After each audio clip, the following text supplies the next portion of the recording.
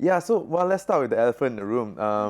I think I'm gonna put the title as the BMW title. You bought it, white one, from your own money, Not and white one, it's a then black one. it's a black BMW with your own money, and then sold it in 2 months. Yeah. So can you tell me the story of the BMW story? And when was that? Just like last year, October. Is it October? Yeah, October. I sold the BMW away. Yeah, lor. My father encouraged me to buy. Yeah, he wants me to learn something there. So it's like he just told me that I'm young, I should go and do whatever I want, and I was just contemplating, should I buy, should I not buy? So he said you should buy. He didn't. The you should buy wasn't a very good you should buy, you know, like oh 你现在很有钱了啊，买 that kind of thing. It's a very firm and like a stern 买 something like that. Then I didn't think so much into his words at the point of time. So after I bought, and then I experienced driving a luxury car at a young age. How old were you then?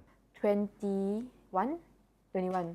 So somehow I bought it using my own hard-earned money. So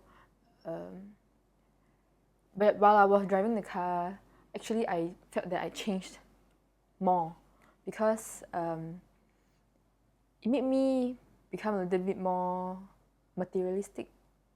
Like just because I have a luxury car, I must dress up nicely every day just to match so-called the status of the car. That was how I was thinking back then.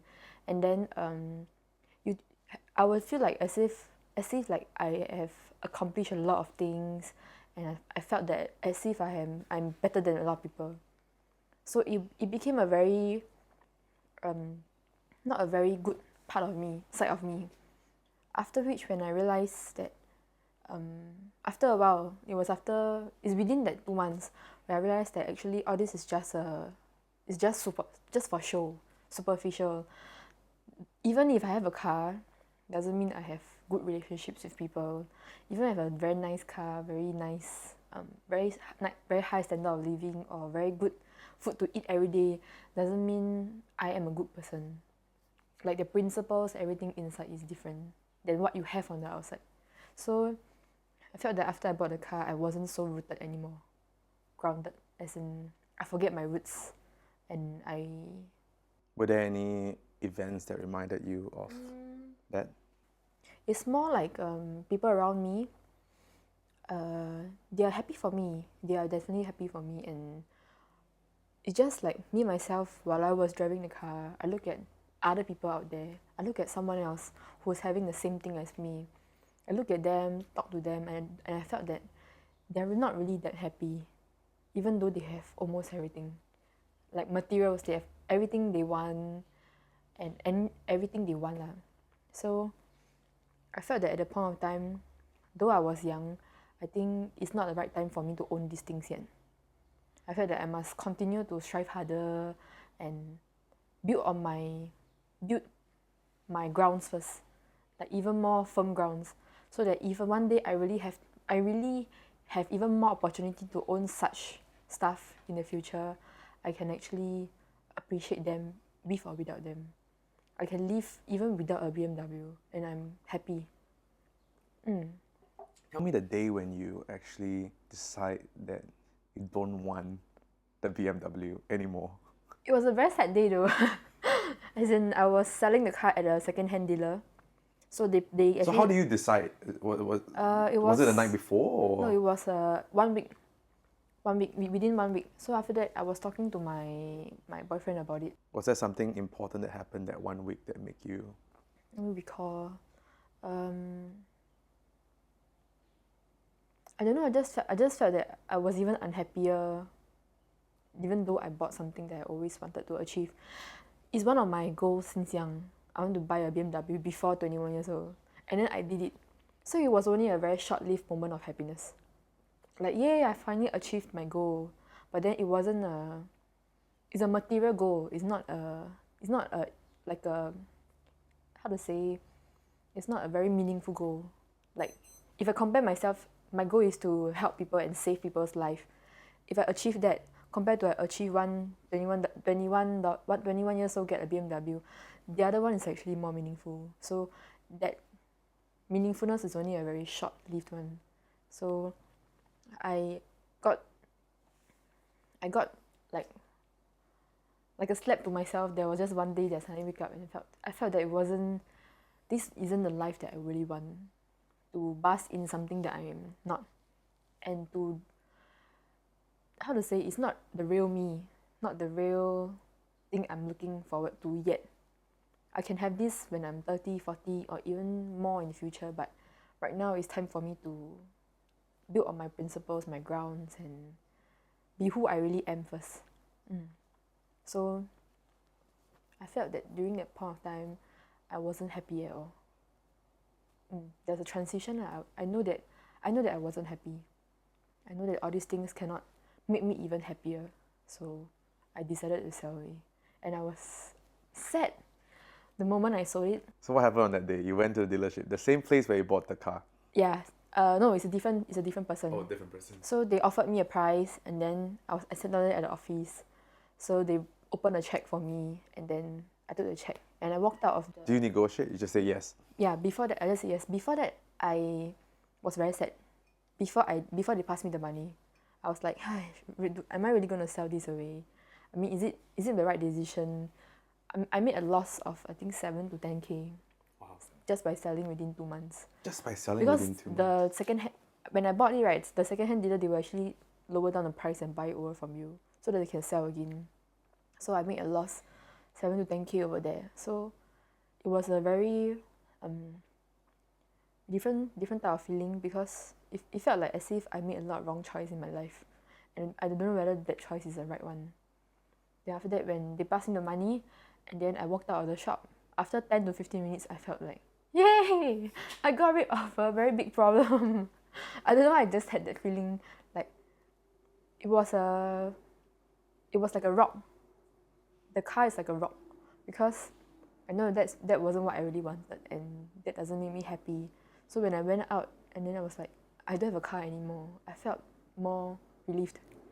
Like one burden gone like that. I don't have to maintain the car anymore.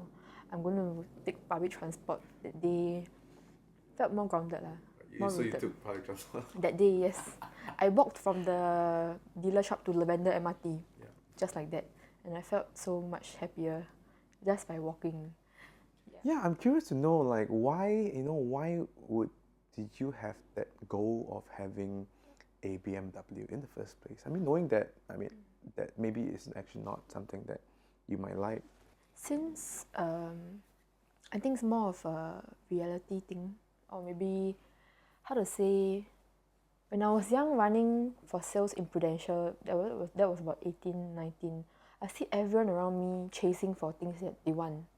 So it's always the same few things. Many people are chasing for the same common thing, like maybe a branded watch, car, status, the higher productions, accomplishment. So last time in Prudential, they have like awards.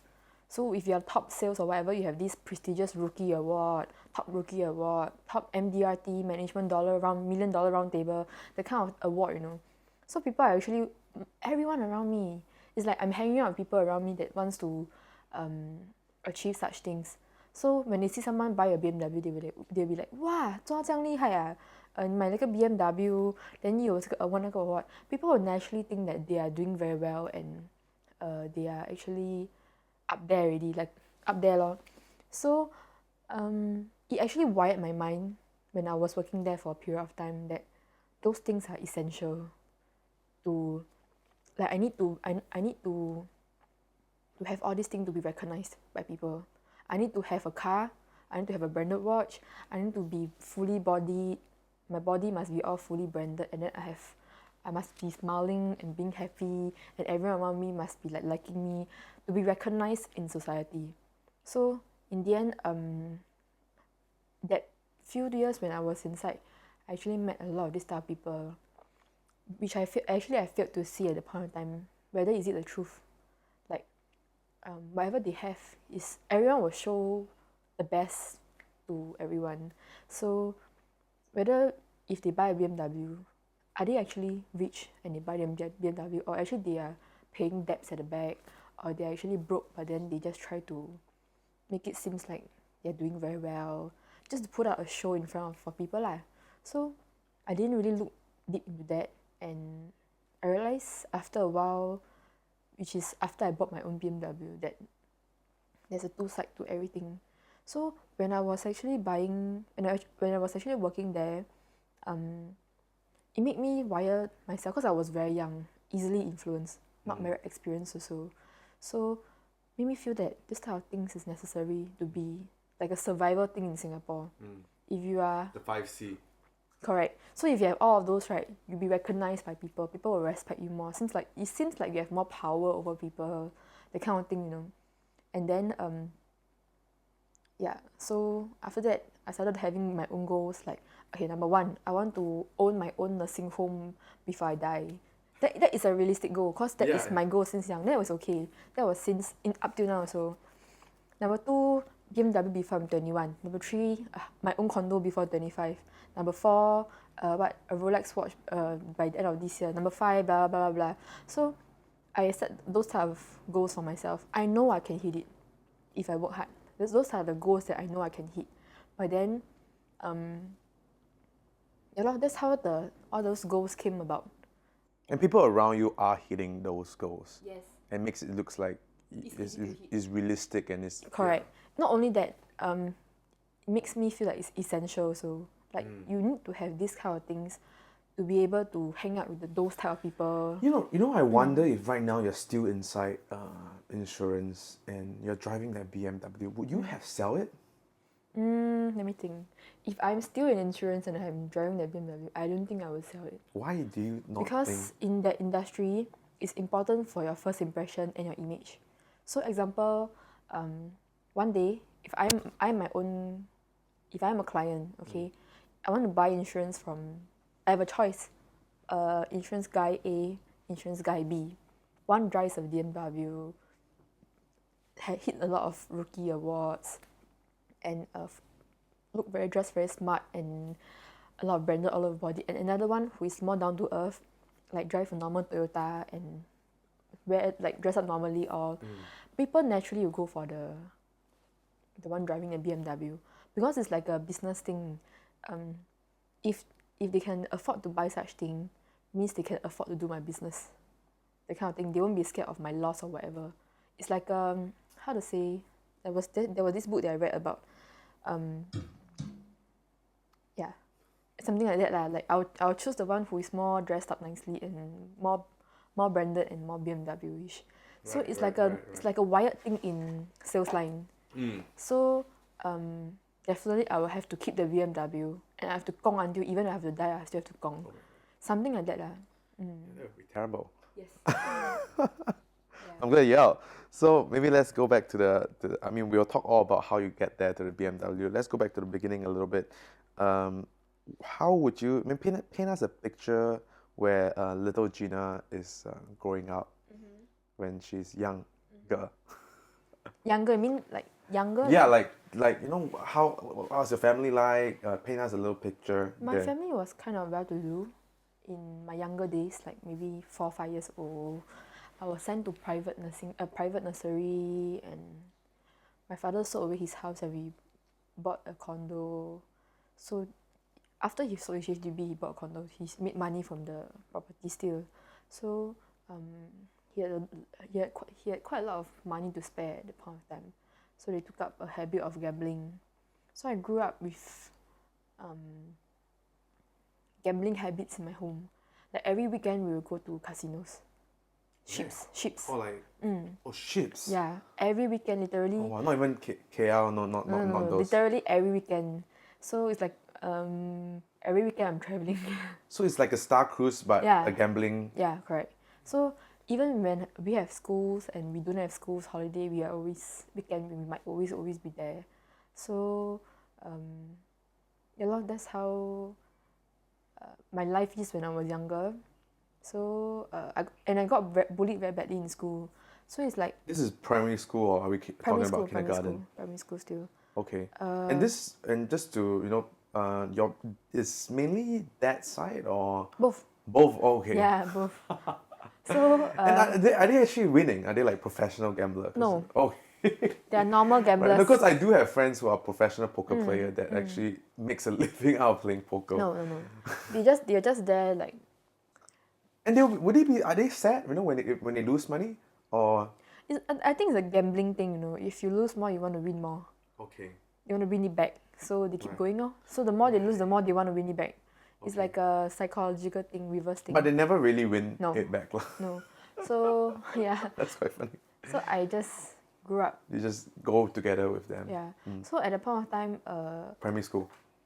me and my family don't have much bonding time also because they are always playing game. Yeah, where were you? Are you just at the I was just at playground? the playground. No, yeah, you're Okay. right. Playing the arcade over there with my siblings. So don't have much bonding time though. So I was having difficulties in school because I was bullied by all my friends there. That is which primary school did you? Chongfu Primary School. Chongfu. Okay. It's a prestigious school. Is okay. I don't know about Chongfu. Yeah, it's a Chinese school. Okay. Like Nanyang, that kind of school. No, it's together one. Yeah. So then I was bullied very badly, not just by my classmates. It's literally by the whole level because Why did they do that? because I was big sized Okay. and then I had early puberty compared to them. Right. That means when I was primary 4, I was really very well developed really. Yeah. Primary 4 or primary 5. And they were all still small. Yeah, and then I was really like the odd one out over there. And Okay, then but primary 1 to 3, you're okay. primary 1 to 4 is okay. After is when the puberty Correct, sets correct. in. So people start to look at me differently. I was a little bit more plump also. And my uniform was so tight. And I was changing also, like my own character is also changing. No longer those like young, like very wild, like carefree, like playful type already. It's more like a bit more serious type of girl at that point of time. And I was developing and then I was bullied in school and How were you being bullied? Is it a vocal or is it more actually physical? this I think called anti-Gina. So they would draw around their books like 3 lines, red, green and blue. So that symbol is actually anti-Gina symbol. And then they have this hand signal like that, anti-Gina. So no one can touch me. You touch me, they have this virus that they will spread around. So they draw it around their books, the tables, or they. Must be really hard psychologically Yeah. to deal with that. And my own table, they are always separated, and no one wants to group with me doing group projects. And I remember there was one time we were doing art and craft. We have to do a dream catcher with feathers. So there are many colours feathers that the teacher provide us. So everyone actually put green, red, and blue, and hang it around the class. So I was like, what? At that point of time, everyone did the same thing. And did the teacher notice? And No, that's the thing they don't, because people are preparing for PSLE. So teachers they don't really see it lah. So and I was very quiet. I don't want to make things big. So I just live my life every day, getting bullied in school, and then going home and pop onto the bed with the pillow and cry damn loud. Then continue doing my homework and go for tuition. Yeah. So at that point of time, in primary school, it was very weird because it wasn't just my classmate. It kind of spread and everyone liked it. Like the anti-Gina game, you know, everyone liked to feel that they are superior and bully people. So from one class, right, because they have friends from other classes, it spread to other classes and spread to the whole level, and eventually during P6, right, it became the whole school, including my bus. Like, you know, the go home bus, they will send us to and fro from bus. Then my juniors in bus started throwing my bags around, throwing my comic books around the bus, you know, that kind of thing. So it lasted throughout all the way till P6. Until one day, and then when I get home, I can't tell my parents about it because they're worried about their own stuff and their gambling habits and all. So I didn't have friends also because very hard to have friends because everyone just bully you. You can't even talk to anyone. There are one or two classmates that helps me secretly because they don't want to be looked as if they are the odd one out also. So they just like in school they just act like they don't know me, but at the back I call them, they will help me lah. But in front of people they will just pretend they don't know me, the kind of friends. So when I went back, I think it's about P6, and there was one day there was this senior of mine, not P6, P5, there was this senior of mine in the bus. I was actually I opened up the window in the bus to look outside.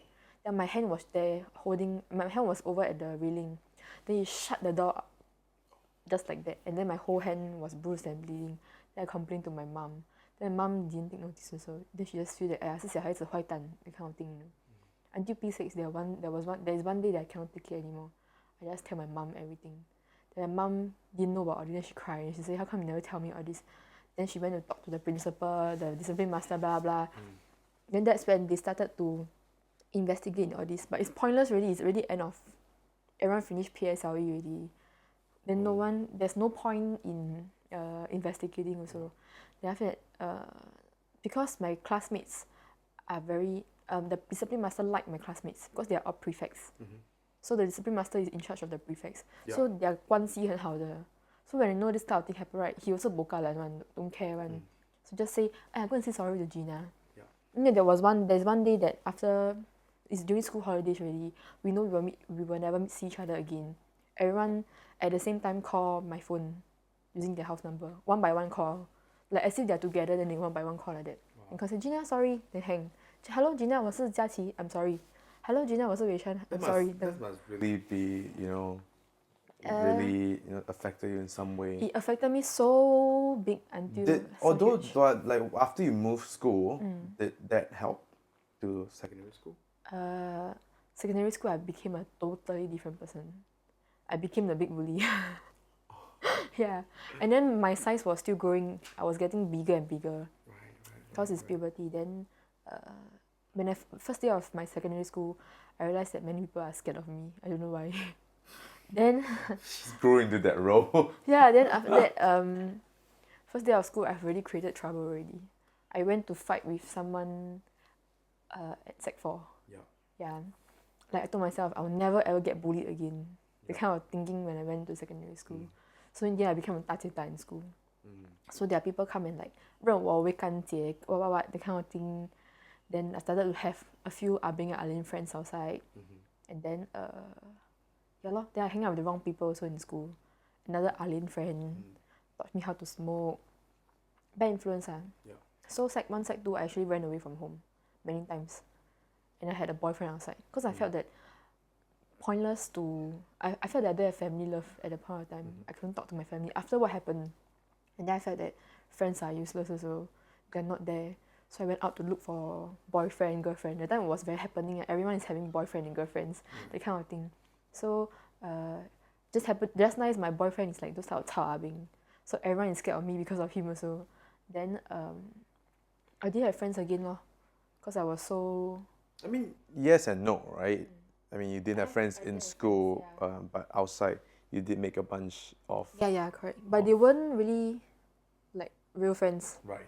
So after that, I became the big bully lah. I bully people in school. Everyone hates me. Everyone's scared of me. And how did you lose?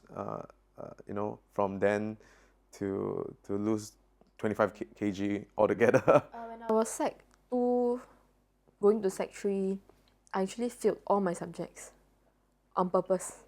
So I had like F9 for everything.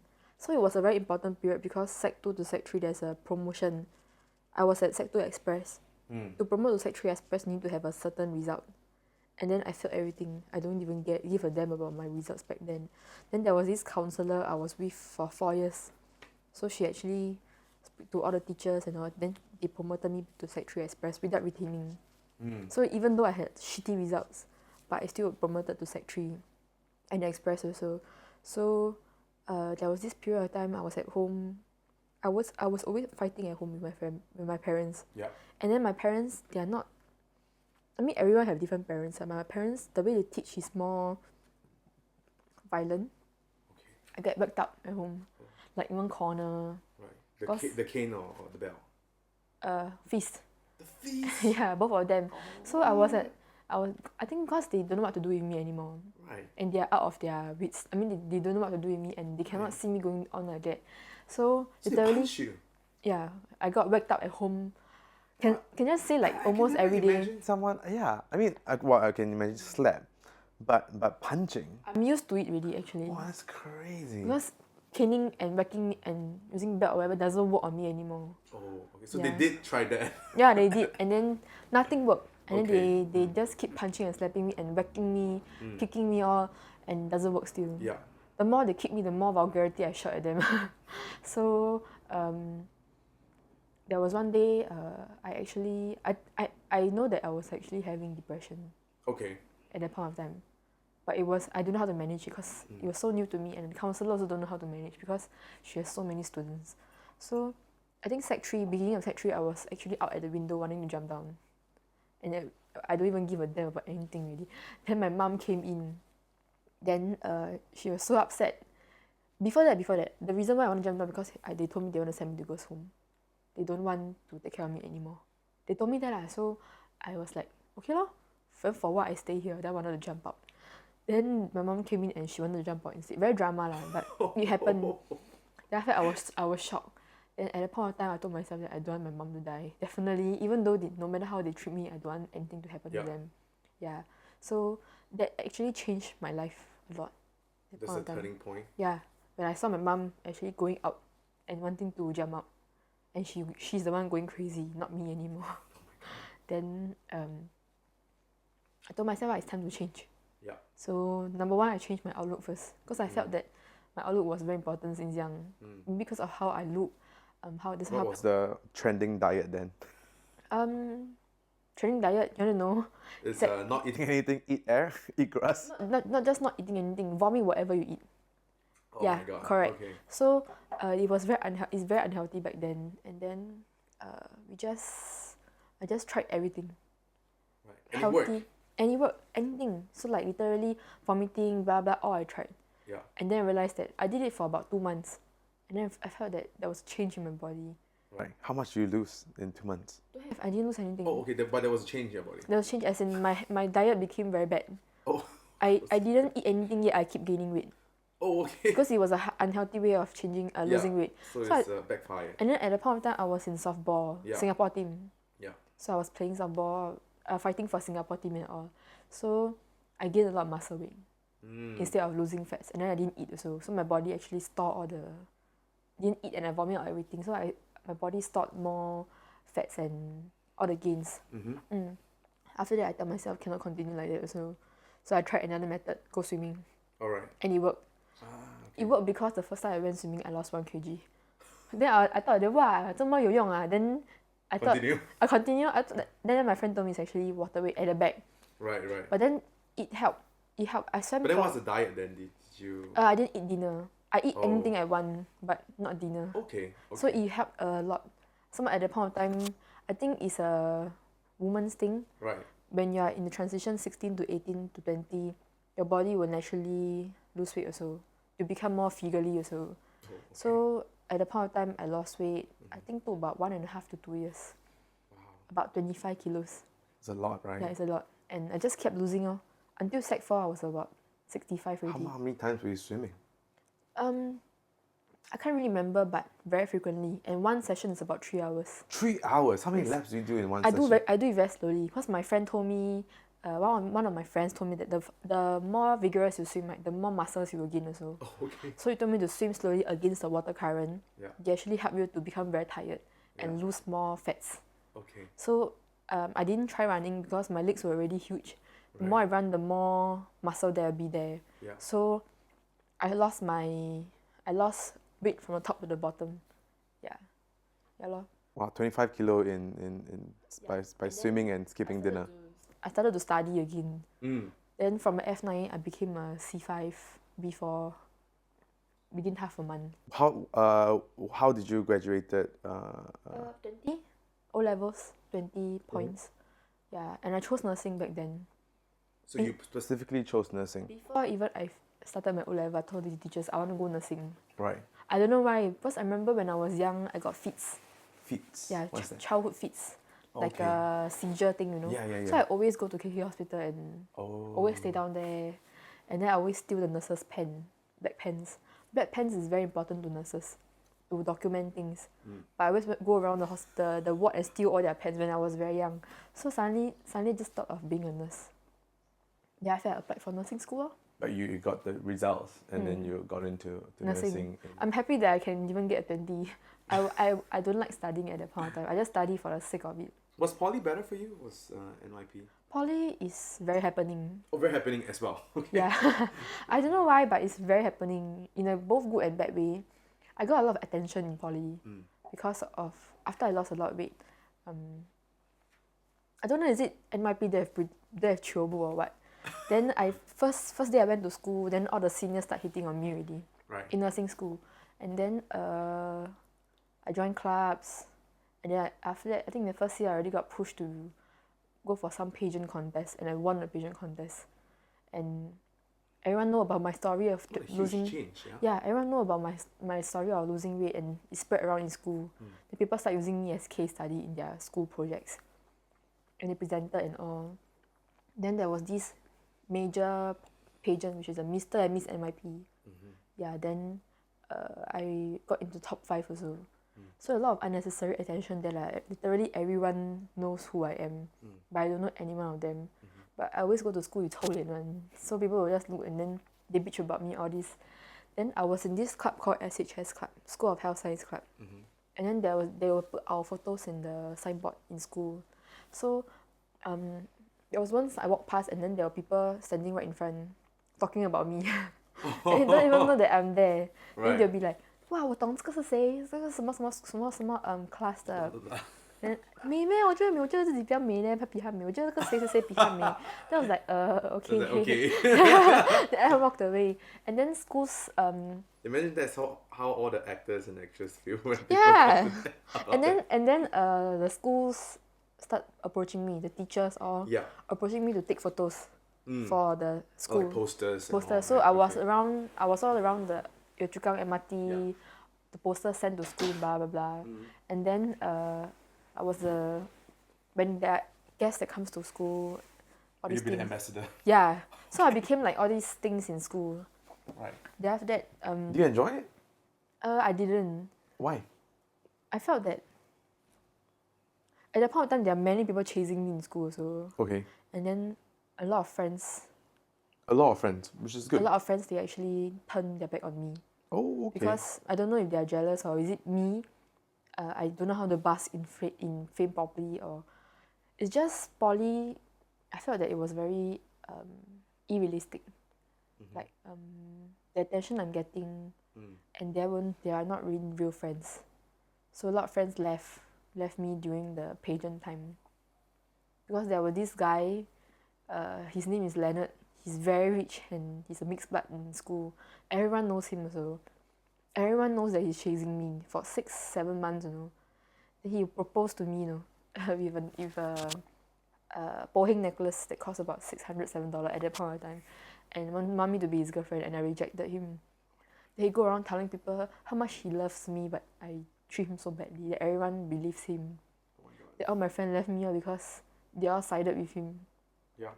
Then after that, my year 3, I'm the MC queen already. I started not going to school. Yeah. I was already working in Prudential already. Right. How did you actually got started with Prudential in the first place? Because that's sort of like your first leap out, like in the working world, right? No, I just met an agent. She's very nice. She recruited me, lor. Then I just try, lor. Then try. Then I got into the line already. At year 2 going year 3, and then in year 3 I was already running sales, working. So you were studying and working at the same time. Yeah. In and then, Prudential. Yeah, and then I changed again. I became a different person again. I'm no longer the like happy-go-lucky girl in school and like wants fame and attention anymore. I always don't like it, but it just came. So I became a bit more quiet and I don't go to school. Right. I always play MC.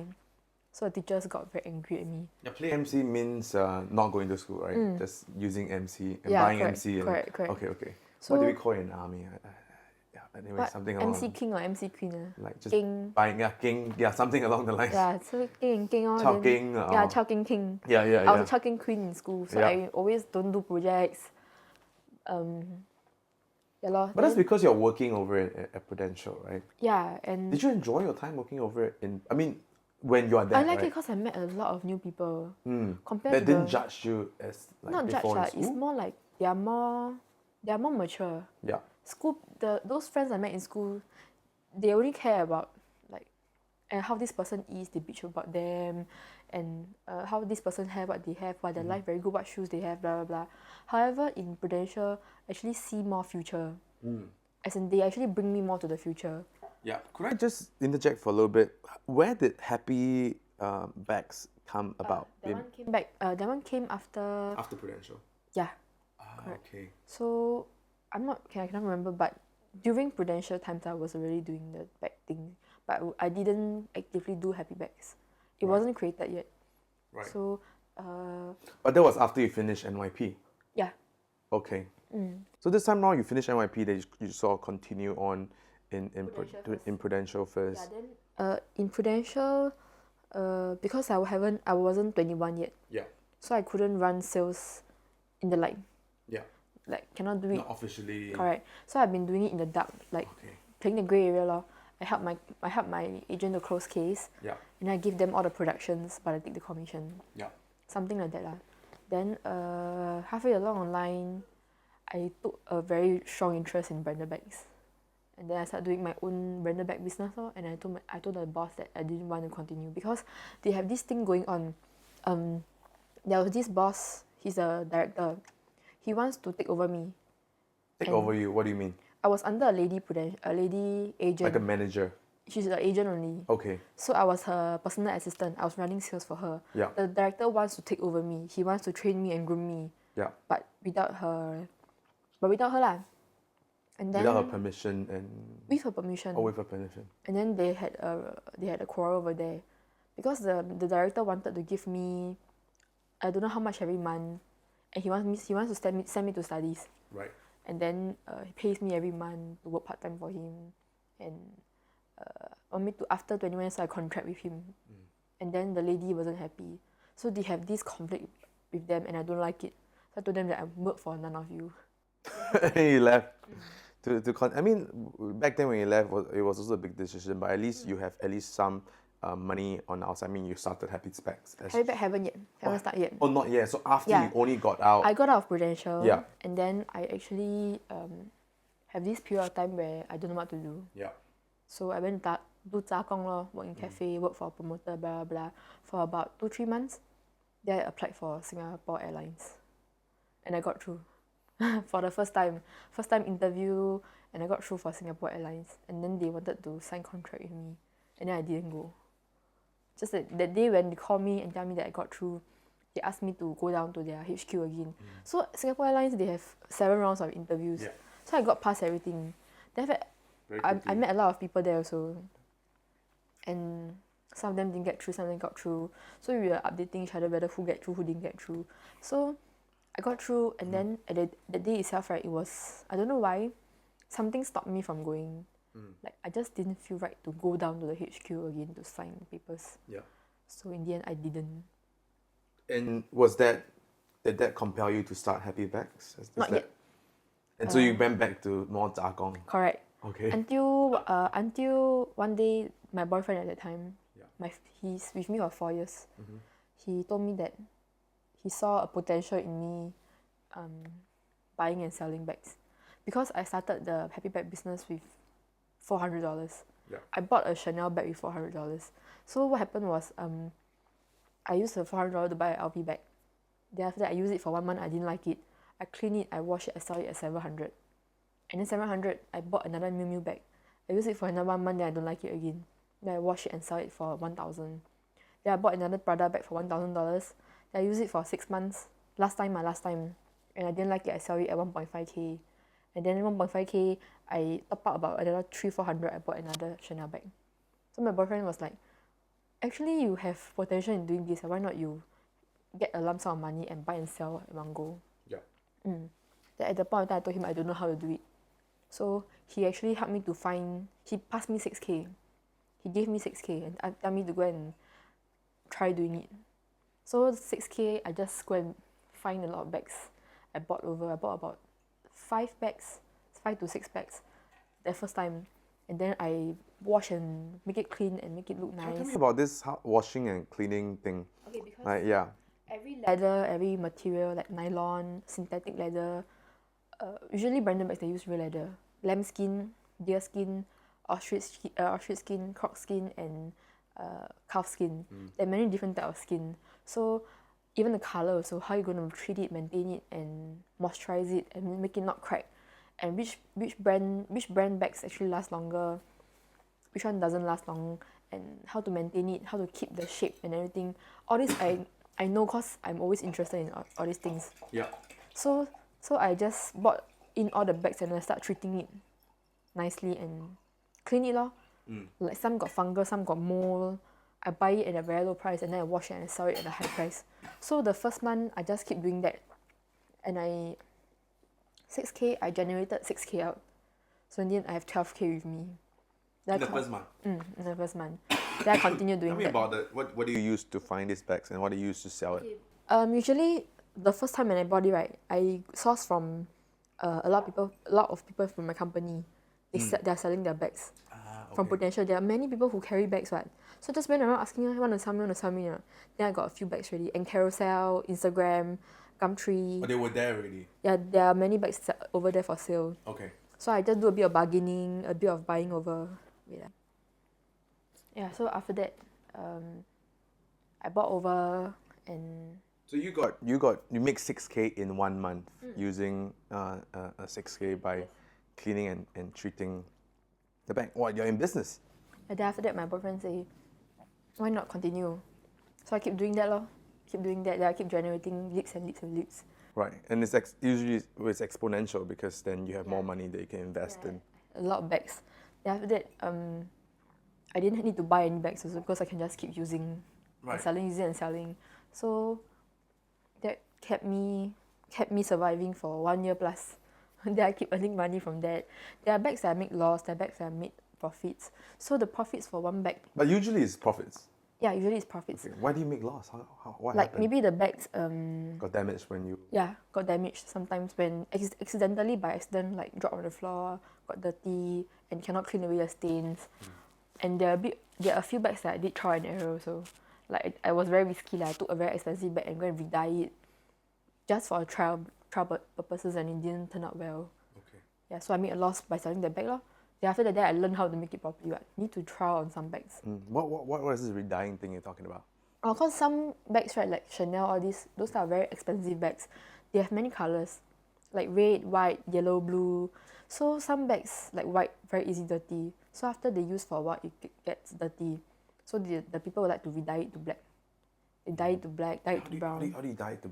There's a special chemical to dye those... So you take out the logo? No, you don't take out the logo. You don't even take out the logo? Take out the logo. Just put the whole bag in? No. It's very mafan one. That's why it's very expensive. To re-dye one bag, it costs about $400 to $600 or more. Okay, if you can break down the process in like 2 minutes, how are you doing? You just have to make sure the logo is covered first. Okay. All the logos, and then the special areas you must use hand and brushes to paint it. Okay. Instead of you don't just put the whole bag inside. Yes, and then there are many corners that you can't touch the paint. Like they want to keep inside white color and outside black color, so they must be very careful lor, with all the corners and everything. So it's not like a shirt dye where No. It's totally different, and it need time for the dye to seep into the skin. And after dyeing it, the skin, the leather will be very dry, so you need to moisturize and maintain it. So the process takes about 2 weeks to 3 weeks for just one bag. So that's why it's expensive. Right. The smaller bags cost about 400 plus already just to re-dye. Bigger bags go up to 1K. So, and then washing also, we wash the bags. Wash and maintain. Every bags need to wash and maintain because leather crack very easily, especially in our weather in Singapore. So if you don't maintain it properly, especially calf leather, it cracks. So, I mean, on an average, what is the money amount you're earning per month with this? 10K plus. 10K plus a month? Yeah. Wow, I mean, you're good. You're good. So you're earning more than a Prudential insurance agent already. So I continue Prudential agent and yeah. Then after, why go back? Because you're already earning more with this business already. Yeah, then after that, I started the Happy Rollies lor. Yeah, so like why did you start the Happy Rolls in the first place? Because right now you're actually earning like... Happy Rollies is actually more of a chance and luck thing. Like at the point of time, I know there was this Geylang Serai Bazaar coming up. And then I was actually very bored. I'm a person who gets bored of doing the same thing all over and all over again. So at the point of time, the bazaar was coming up. And then I had this interest in the Rollies ice cream also. I saw it at Thailand. Then I was thinking, why no one do it in Singapore? Then I was thinking, should I open a shop or should I what? Because I had the capital already. Yeah, with your back business. So after that, I have friends and connections in the Pasar Malam business. Okay. So I just tell them, hey, I want to do it. Just suddenly one day, I was at MOQ Hub. And then I tell them, hey, I want to do it. I want to take a slot. I want to sell the ice cream. And then they were like, sure, no one sell this ice cream before in the market, you know. Later you feel how the rental is very expensive. Is it? At the Geylang Serai? Yeah, 1 month is about 10,000. Oh, wow. Excluding electricity and the water basin. Oh, wow. So including is about 1.2, 12k. So 12k in total. So before anything, before you have the machine and all, you already sunk the sunk cost, 12,000. Yes. I paid the deposit. It's only a deposit. So I paid 5k a deposit, Right. and then everyone was shouting and scolding, screaming at me, including my parents. Nothing yet. There's nothing at all. Like I don't have any machines. I don't have anything. I don't even have the knowledge of how to do F&B business. Okay. Zero. Zing. Okay, I'm going to take a break now. I'm going to go. Where were we? 12k, 5k into the business. Yeah, before that. Oh, before that. The happy bag, right? Okay. You know the website, the Instagram page you see? I didn't update it anymore, that one. I used that to help people to post and sell their stuff also. So each post I actually earned $50 also. Ah, okay, so like reposting. Yeah, so they actually send me their product photos all, then I post it onto my Instagram, then they help them to sell. Oh, that's great. So they, in a way, that's why I also earn a bit of money also. But I didn't actively do it now already because I've been so busy with Happy Rollies. Yeah. So Happy Rollies, you put 5k in. You have this idea. Not 5k. For that one deposit. just for the deposit. Right, 5k in for deposit, right? You have this idea. The day itself. How much time do you have? 1 month. 1 month. Yes, this is what everyone shouted at me. All right, tell me what is the what do you do in that month to get that going? It was quite havoc at that month. Like, how to say? I had all these ideas in my mind that I just want to go with my own. I had a lot of ideas in my mind, but then I didn't know how to implement it. I know that it's possible. Everything is possible within a month, but everyone else is telling me otherwise. Telling me that 一个月哪里可能？我要去帮你 source 机器，还要去这个那个。Then I just like, the first month no experience and everything, so I went to create my own logo, the Happy Rollies logo, and then went to source for machines and buy and import, and then I bought raw machines. The money lost there, then I went to buy another machines. Where do you go find the machines? Thailand, Taiwan, China. So you fly all the way to Thailand? I fly all the way to China first. Or to China first? Different area lah. Okay, but so do you have so you knew there was a... My mom flew to China for me. Okay. So I went with her also. Like she did some research? Yeah, she did. She helped me a lot. She and my dad. Okay. Although they shot at me, right, the next day they actually helped me do. Yeah. Then after that, So what happened in China? Did you find it? I found. Okay, what was the first machine that you bought? It was a smaller one, and then before I fly to China, I bought one from Singapore. Someone selling the machine, and then it wasn't what I wanted, so I made a loss there. I returned the machine to them. Okay. Then after I went to source for What other machine are you machines. looking for? A compressor, a condenser? I don't know how to say it though at that point of time. It's like they call it the ice cream rolling machine lor. Oh, the whole thing. They sell you the whole thing. The whole thing. Oh, so you didn't even like get like different parts. The whole thing, yeah. So I have to source for supplier over there lah. Right. Why did that? What's wrong with the first one? It wasn't a rolling machine. It was an ice cream maker machine, but it was not a rolling machine. For the ice cream to be rolled right, the temperature must be right. The one that they sell me is too cold. Oh, that one is the one that is already ice cream. No, that one is, it looks like a pan also. Yeah. But then that one is to do how to say, it's not for rolling. Okay. It's just to Just to harden, mix the- just to mix only, yeah. Okay. So that one cannot roll one. Cannot roll. Correct. Wrong investment. How much did you lose there? I think 800 in the machine. Okay, the machine is not that. Okay. But you lose a total of 800 or the machine is 800? The machine itself, I lost 800 because I returned to them. Okay. So I cannot request for the full amount to be paid back, what? Yeah. So they're like, okay, I refund. But that's second hand. Second hand, correct. Okay. So after that, I sourced for other machines that imported back into Singapore 3 to 4 days before my bazaar starts. So you went to China, you have a better idea of what you wanted because now you have a first mistake that you made.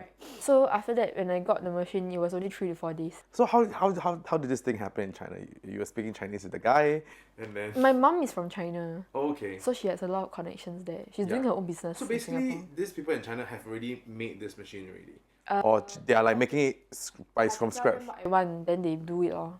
Oh. So I have to go to those supplier that they do ice cream one. They know what I want. They know agak-agak what I want also. Yeah. I show them the photos, pictures, and I went to do a bit of research at other countries also. Yeah. So they know what to do. So that they imported after that I imported the machine. Took a while over there. Yeah, man. So it was only 3 to 4 days before the bazaar. So I went to buy all the cups, stickers, blah blah blah blah. Made a lot of mistakes here and there. The biggest thing is the machine, though. Correct. So I managed to start 2 days before. I had to set up the booth and everything. So there are a lot of people who helped me also to set up the booth and everything. And then I managed to 营业 on the first day. Nice. And then there are many mistakes made here and there. A lot of mistakes like printed the wrong stickers, bought the wrong size of cups, made mistakes in my menu, wrong prices, wrong ingredients, blah, blah. How much do you charge back then when you first won? Small cup, those very small ones is actually 350. Okay. And then the bigger one is $5 lor. So the bigger one have like. The same one, the standard one right now. So it's the 6. Is it 6? It's not just 6, you know. Or The it's 6 like is 2? just for banks only.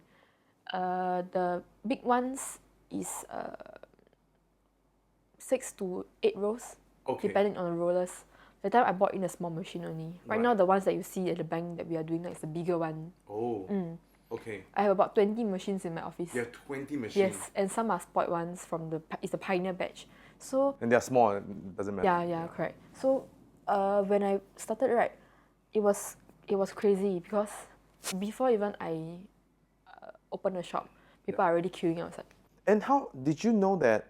How did you figure out like you want to do it at 350 or 5 or 6? Just an instinct, you know. Okay. I told you that I have a lot of ideas in my brain. I've already been thinking about this and that. Everything I've been thinking already. Did you plan how many you want to sell in a day at the bazaar? I never So there was no P&L sheet that was being done? nothing. Okay. I had no experience. I wasn't a business student also. Right.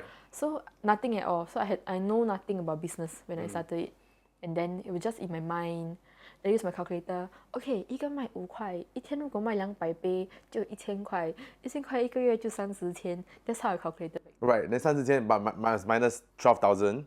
And then the cost of everything. So everything, I started this with $25,000, including the rental. A lot of, as in the capital I had to fork out over there. Okay. So But it's not something that you have that amount of money then because of your prior business. And then during the month, have you closed down Happy Bag already because you were so busy? The month only I didn't focus on Happy Bag at all. Yeah, so that 2 months, that means the 1 month before that I was preparing for Happy Release. Yeah. And then that month itself when I was selling it, these 2 months I didn't do any business for Happy Bag. So literally I had no income back then, that 2 months.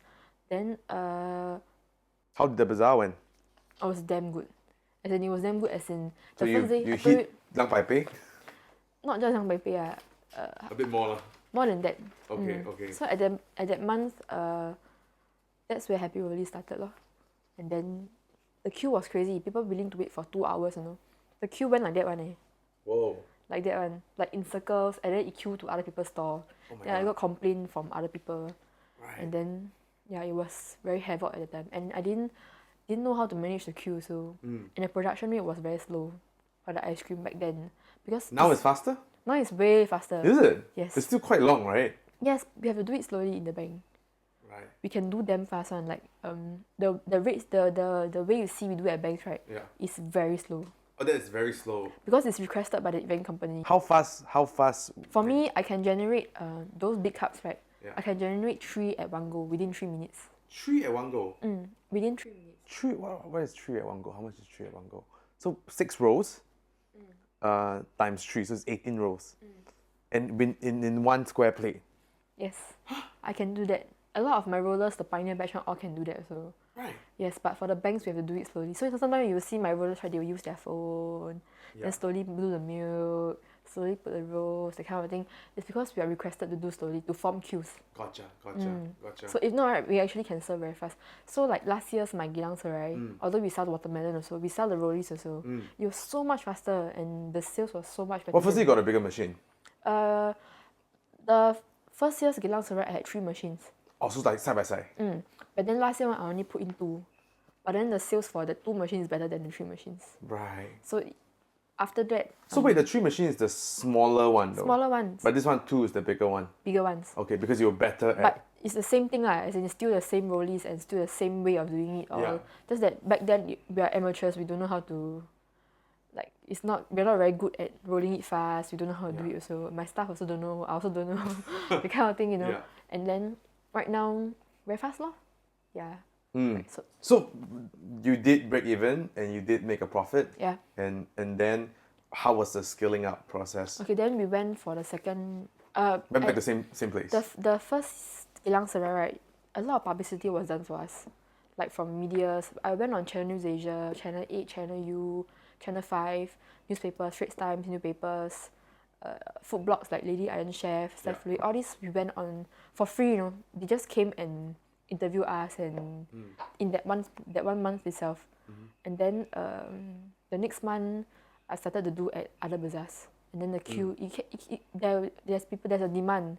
So next 2 months I was doing it at Serangoon Next, those type of normal bazaars. Yeah. And their response is very good also. Until when people started to copy. Yeah, those type of copycats, they went to buy their own machines also. And it came out with a different brand. Mine is Happy Rollies. Someone did CTE Rollies. Someone did Frost Rollies. So they did a lot of different type of branding over How do you deal with that? I just continue until the trend died down. Right. So after the trend died down, so I realized what happened is whenever I come up with new flavors, they also copy. Yeah. So they keep doing the same thing. Then I know one thing: copycats will never ever continue. As in, they will never ever break through because they keep copying. So I know that I'm the original one. Then after that, I just continue to do bazaars first, and then at the same time do pop-ups and events. So at the point of time, we have already been doing events for other people. So yeah. So after that, continue. It lasted for 1 year plus. Then in the middle, we have been doing banks events also. Okay. Yeah. Then after that, it came until last year's Geylang Serai, when I came up with the watermelon, s'mores, bites and everything, a lot more different foods, and then also same thing. We got onto Channel 8, Channel 5, on the radio stations, newspapers, all this again for the watermelon, and then our name became a bit more popular because the watermelon, the queue was crazy. Right. It actually queued until 10 stores. Oh my God. The queue 10 stores, which is like, you know, my store is I have this last year's Geylang Serai, I took 4 stores. I took the risk. Because the first time I took only 1 store. Yeah. Next to each other? No, at different places. Okay. So I took 4 stores. So watermelon is the same thing. Each store is the same thing. Watermelon, ice cream rolls, s'mores, and I bought in grilled bites also. Just type of bites only, chicken bites, beef bites. So both sides selling the same thing. So the watermelon queue for both sides is crazy. And then the ice cream roll, there was also a queue also. So in a way, ice cream roll trend didn't die down. There are many people who haven't tried it yet. Then after that, right now after the Geylang Serai, I just continue doing events first lah, until I'm waiting for the next Geylang Serai to push in new products. Excited? Yeah, but it's gonna be a tough road there again. It's always the period before Geylang Serai, because I think the first year when ice cream roll came into Geylang Serai, we somehow made it into a food trend over there. Like it's a must to go for every year for Geylang Serai. That's why it became a popular thing on food blogs and everything. They will come especially for Geylang Serai to see new food trends. Only at Geylang Serai, yeah, and not other bazaars. Gotcha. And how long did that happen before the BMW came about? Like, tying back to the loop. July, August. October I sold it away. October, 2 months before October. August I bought. Wait, so after Geylang, after 2 months after Geylang, the first Geylang Serai, Second. or the second Geylang Serai, you bought a BMW. Yeah. And now, what's exciting? What's any? Before my BMW, I actually have a Volkswagen and a Peugeot. Drove that cars. It was very good. I love Conti cars because they always show you what's wrong with your car, the system and everything. Then then I bought the BMW after that. Then after that, I sold it away. Then up till now, I've been running events, pop-ups.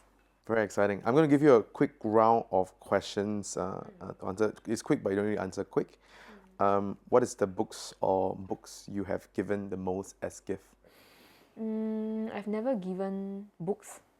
I've always given handmade. I always give handmade stuff instead. What is your favorite documentary or movie? Movie, Titanic. Yeah. And one more is what? I cannot remember the title. Okay, just stick to Titanic. Okay. What is the worst advice you have seen or hear being dispensed in your world? Advice, you cannot do it. It's too. Actually, that is a very difficult question. Worst advice? I think every advice is good. Any advice for your 18-year-old self? 18-year-old self. And place us where you're at? Choose wisely. Where were you then? Choose everything wisely. Choose your choices wisely, your life wisely. Yeah. When you think of the word successful, who came into your mind and why? Successful, who came to my mind? All my family members, people close to me. And why? Without them, there won't be success also. Without them, I won't be considered successful because I'll have nothing, even though I have everything. Yeah. What are the most common misconception about you or your work? Me, resting beach face, I think. And because I'm a female, for my work, at my age, I'm very young and I'm a female. So people tend to think that I am not that capable or I'm not, it's like feminism lah. Like, just because I'm young, 比较好欺负 or people don't take my words seriously. Are there any requests for the audience? Are there any asks or requests you want to tell the audience? Come try your rollies or anything you want them to do or think about? Okay, for younger people, I think doesn't mean you study business, you must do business. Doesn't mean you study nursing, you must do nursing. I actually encouraged a lot of my best friends to go out of their comfort zones. I one of my best friends, she actually studied nursing, and then she wanted to further study, and then I actually encouraged her to study business, because that's what she wanted to do.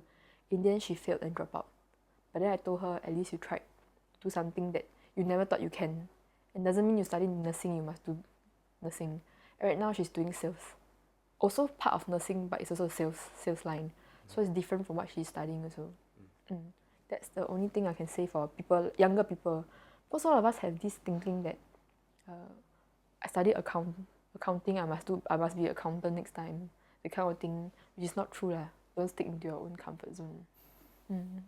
Are there any projects or events people can be expecting soon? We'll be coming up with a lot of new, different food that you would never see before. Okay. You might see before, but definitely not in Singapore.